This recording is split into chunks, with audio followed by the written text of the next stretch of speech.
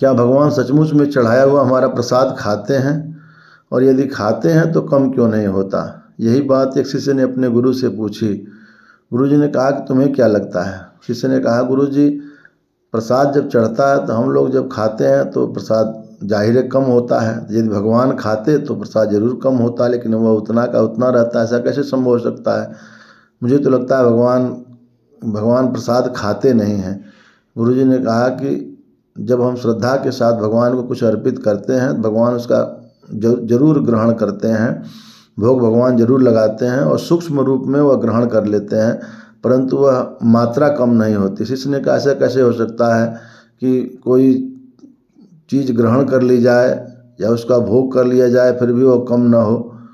गुरुजी ने कहा, ठीक है, मैं तुम्हें यह बात को सिद्ध करके दिखाता हूँ। गुरुजी ने शिष्य से कहा, एक पुस्तक दिया गुरुजी ने और कहा कि इसमें जो प्रथम के 2 श्लोक हैं इस अध्याय के, उनको तुम याद कर लो। गुरुजी ने कहा ठीक। जब दे दिया तो शिष्य ने कहा, ठीक है गुरुजी, मैं याद करता हूँ।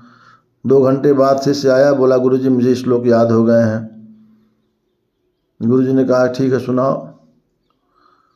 तो शिष्य ने सुना दिया। गुरुजी ने कहा कि मुझे तो नहीं विश्वास है कि तुम याद कर चुके हो। शिष्य ने कहा, गुरुजी मैंने पूरा सुना दिया, फिर भी अब बोल रहे हैं कि विश्वास नहीं हो रहा है कि तुम याद कर लिए हो। गुरु ने कहा कि वह पुस्तक जिससे तुम याद किए उसको खोलो। शिष्य ने पुस्तक खोला, बोला, वो श्लोक है कि नहीं उसमें। बोला, श्लोक तो है ही गुरुजी, श्लोक कहाँ चला जाएगा, श्लोक तो है ही। इस पुस्तक को हजारों लोग पढ़ेंगे फिर भी वो श्लोक उसी में रहेगा और उनको याद भी हो जाएगा। गुरुजी ने कहा कि जिस प्रकार से पुस्तक में श्लोक पहले भी था और तुम्हारे याद करने के बाद भी है, और 10,000 लोग 10,000 लोग जब तक वह पुस्तक रहेगी, जितने लोग उसको याद करेंगे उस श्लोक को, फिर भी वह श्लोक उस पुस्तक में रहेगा ही। यानी सूक्ष्म रूप में वह श्लोक तुम्हारे अंदर आ गया, लेकिन वह श्लोक स्थूल रूप में पुस्तक में पड़ा हुआ है।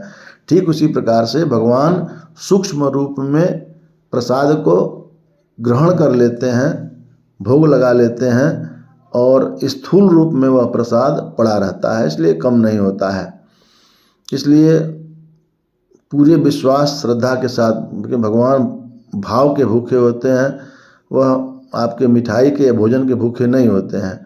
तो शिष्य को बात समझ में आ गई थी, आप लोगों को भी समझ में आ गई होगी। यदि कोई कुतर्क करता है तो उसको यह जरूर जवाब दें। अधिक से अधिक लोगों में यह जानकारी शेयर करें और भगवान को अपने श्रद्धा भाव भक्ति के अनुसार जरूर प्रसाद चढ़ाएं। भगवान आपका भोग जरूर लगाएंगे और आपको कल्याण जरूर होगा। मयंक ज्योतिष वर्ल्ड देखते रहें। धन्यवाद।